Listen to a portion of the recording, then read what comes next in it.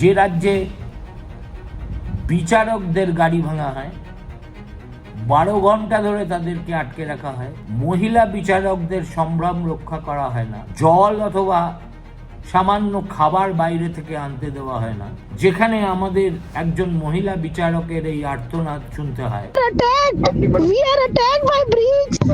High Court, take care of my children. Take care of my children if something happens to me. সে রাজ্যে নিরাপত্তাকে আগামী 4 মে পর্যন্ত অবশ্যই এ রাজ্যের 101 নেতা, যারা ওই বিজেপির শীর্ষস্থানীয় নেতাদের মতোই একটা ঘেরা টোপের মধ্যে অভ্যস্ত হয়ে গেছে।